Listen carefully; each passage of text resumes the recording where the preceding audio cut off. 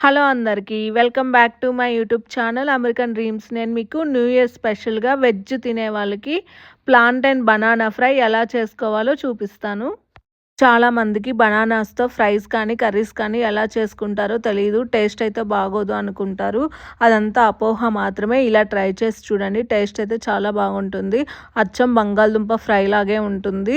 దీనికోసం మనం 2-3 వరకు పచ్చి బనానాలనైతే తీసి పెట్టుకోవాలి. పచ్చి అరటికాయలని శుభ్రంగా వాటర్‌లో కడుక్కొని నేను చూపించిన విధంగా పీల్ చేసుకోవాలి. లైట్‌గా పీల్ చేసుకుంటే సరిపోతుంది. ఎక్కువ అవసరం లేదు. ఇలా ముందుగా కాడల్ని కూడా కట్ చేసి పెట్టుకొని శుభ్రంగా మళ్ళీ వాటర్‌లో కడుక్కోవాలి. ఆ తర్వాత వీటన్నిటిని మనం చిన్న చిన్న ముక్కలుగా అయితే కట్ చేసుకోవాలి.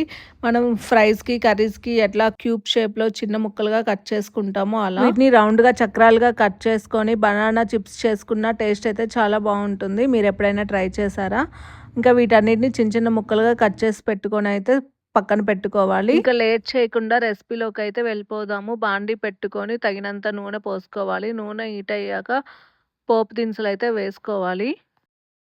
ఇవి లైట్‌గా ఫ్రై అయ్యాక ముందుగా కట్ చేసి పెట్టుకున్న ఆనియన్స్, పచ్చిమిర్చి కూడా వేసుకోవాలి.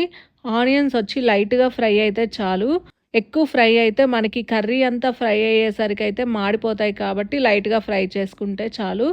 తర్వాత కొంచెం కరివేపాకు వేసుకొని తర్వాత బనానా ముక్కల్ని కూడా తెచ్చి మిక్స్ చేసుకోవాలి. వీటన్నిటిని గరిటెతో తిప్పుతూ అయితే మూత పెట్టుకొని మీడియం హీట్‌లో పెట్టి ఒక 15-20 మినిట్స్‌లో ఫ్రై చేస్తే రెడీ అయిపోతాయి.